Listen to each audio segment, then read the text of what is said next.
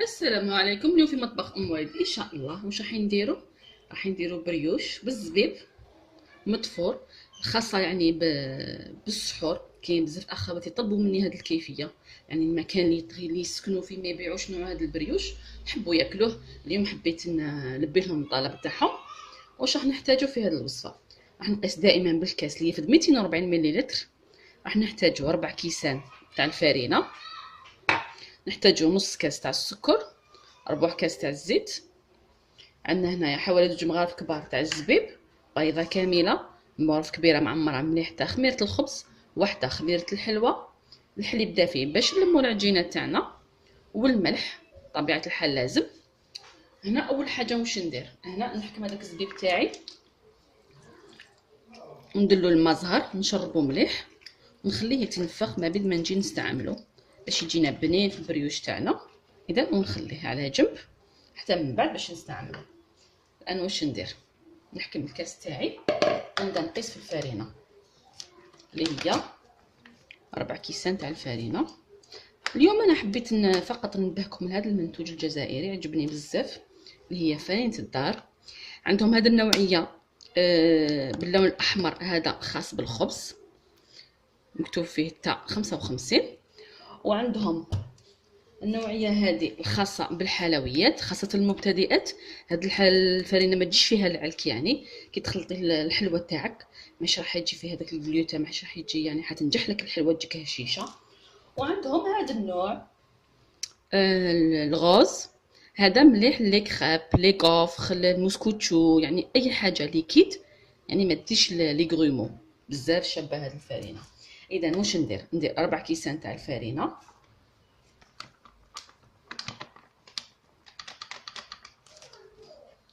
هذا الثاني، نزيد الثالث. اذا 4 كيسان تاع الفرينه اللي هي يعني بالتقريب 500 غرام، يحبوا الغرام. اذا ندير 4 كيسان تاع الفرينه، ندير لهم نص كاس تاع السكر، كيس تاع خميره الحلوه،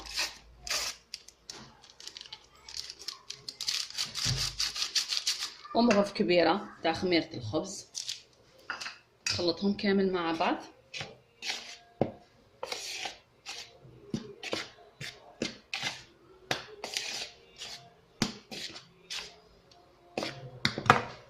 اذا هنا واش نزيد بعد ما خلطت هاد المواد الجافه؟ في الاخير باش ندير الملح، ندير كميه تاع الملح حوالي نص مغرف صغيره، يعني اللي يحبوا القيس بالضبط نص مغرف صغيره. ندير هذيك البيضه في الوسط، الزيت مش راح نديرها درك، نخليها في الاخير. ندير عليها شويه تاع الحليب يكون دافي، دائما لازم يكون دافي. ونبدا نلم في العجينه تاعنا. هذا الخبز نحبوه بزاف الوقت تاع السحور. كاين حتى نعرف ناس انا يحبوا ياكلوه مع الشوربه، يحبوا حاجه حلوه مع مالحه، يعني اذواق، كل واحد واش يحب ياكل. حنا نجربوا يعني نلبوا كامل الاذواق. اذا راح نلمها كامل. اذا هنا بعد ما لميتها فقط نحيها من الطبسي، نزيد لها كميه قليله فقط تاع الفرينه باش نلم مليح العجين تاعي. ونجرب كيفاش ندلكها شويه. داك النهار يعني كاين بزاف اخوات قالوا لي يعني علمينا كيفاش ندلكوا العجينه. نديروا شويه تاع الفرينه بهذه الطريقه ونبدا ندلك.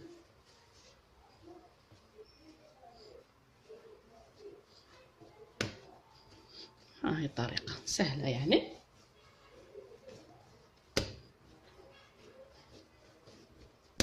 والله غير هذه الفرينه روعه، يعني ما تحتاج دلك كبير.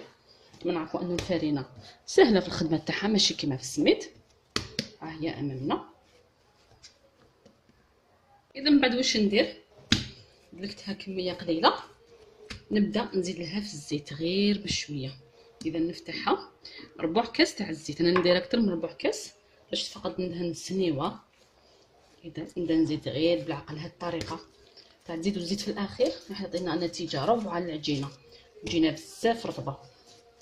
اذا راح نزيد غير بشويه الزيت، يعني ما تقلقوش، زيدوه غير بشويه، نزيد شويه.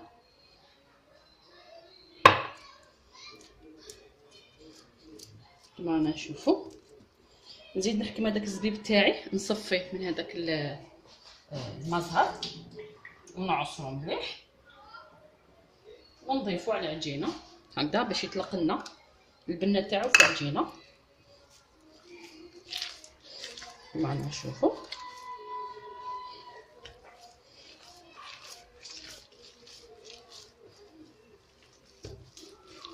نستعفوها غير بالعقل، ما تقلقوش، لانه الزيت كي نضيفوه راح يطلق لنا العجينه. حنا هذا هو الهدف تاعنا منها.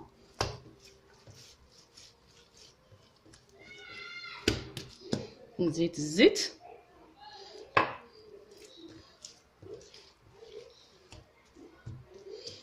متقلقوش من العجينه، خدموها غير بعقلكم، ديك الزيت راح ترجع لنا العجينه روعه. اذا نكمل ندخلها مليح حتى تشربوا كامل. ها هي شربت لنا كامل داك الزيت، تخافوش منه.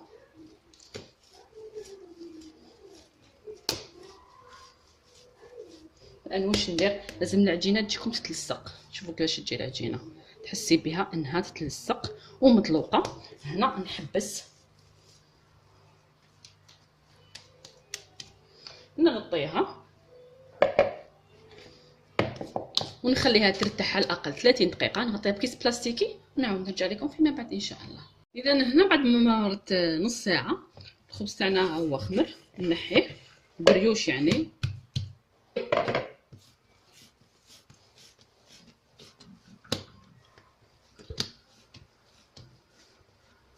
نحكم هذه العجينه تاعي، نقسمها على 3 بهذه الطريقه، وبعد نحكم كل طرف ونطولو. شوفوا العجينه كي تريح راح تجي ما شاء الله. هذاك الزيت كي ديروه في الاخر راح يجي احسن انكم ديروه في الاول. دائما نجرب اني نعطيكم حاجه جديده. اذا نسيي كيفاش نطول العجينه تاعي بهذه الطريقه،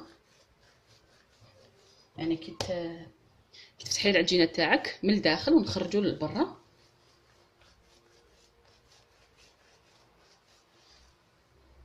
هنا من بعد ما كملتهم في 3 واش ندير؟ طفيره عادي، راح نخدموا طفيره. نحكم نطفر عادي العجينه تاعي.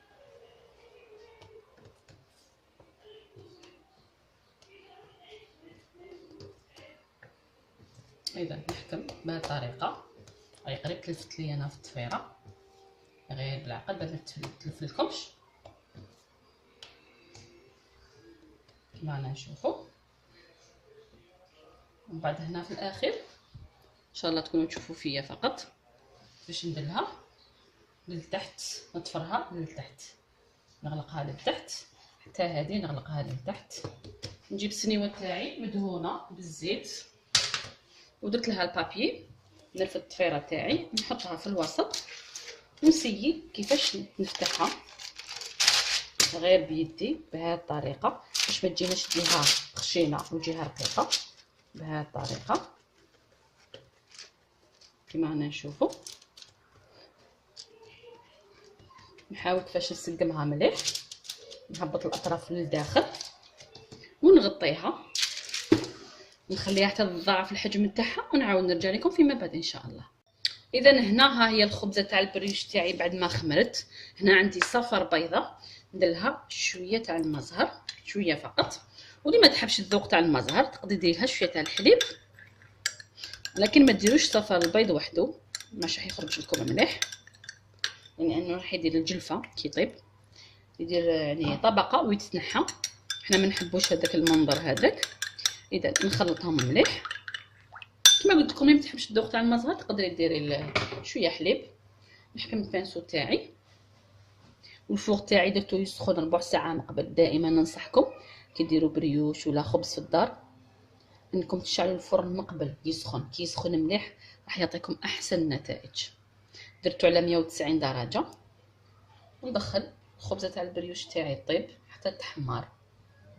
يعني كي تشوفيها طابت من تحت تشعلينها من الفوق تاخذ لون ذهبي، ونخرجها. اذا نكمل ندهنها كامل وندخلها طيب، ونتلاقي فيما بعد ان شاء الله.